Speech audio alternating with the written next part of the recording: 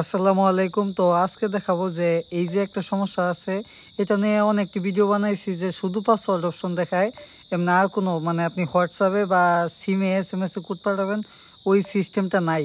তো এটা কিভাবে ঠিক করবেন? এটা ঠিক করার জন্য একটা রাস্তায়, এটা হলো আপনি স্ক্রিনের বাম সাইডে দেওয়া হোয়াটসঅ্যাপ নাম্বার যোগাযোগ করবেন, আপনার অ্যাকাউন্টটাও ঠিক করে দেওয়া হবে। তো এই যে দেখতেছেন এই অ্যাকাউন্টটা, তো আমি আজকে আরেকটা সমস্যা দেখাই যে এই অ্যাকাউন্টটা ঠিক করতে যেয়ে এই যে এই সমস্যাটা হয়ে গেছে।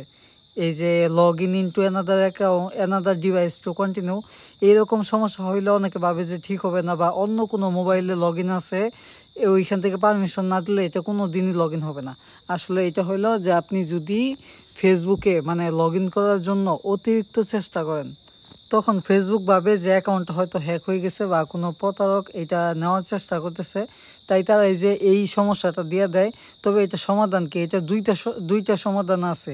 একটা হলো ইম্পোস্টার রিপোর্ট দিয়ে যদি লকে পড়ে, কিন্তু বর্তমানে ইম্পোস্টার রিপোর্টে লকে পড়ে না, মানে লকে না পড়ে সাসপেন্ডে পড়ে যায়। সাসপেন্ডে পড়লে ওই যে আপনি এমনি থেকে আপনি এটা ঠিক হইতে, মানে আপনি যদি কোনো চেষ্টা না করেন এটা ঠিক হইতে সময় লাগে, ধরেন 5 দিন 7 দিন বা 10 থেকে 15 20 দিন।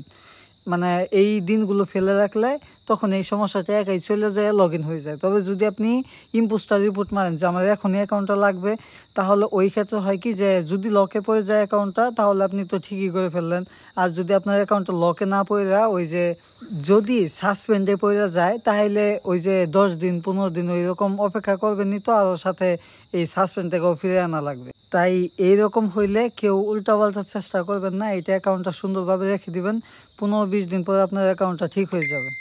তো এই ছিল আজকের ভিডিও। এতক্ষণ ভিডিও দেখার জন্য ধন্যবাদ। আর আপনাদের যে কোনো সমস্যার জন্য হোয়াটসঅ্যাপে যোগাযোগ করবেন।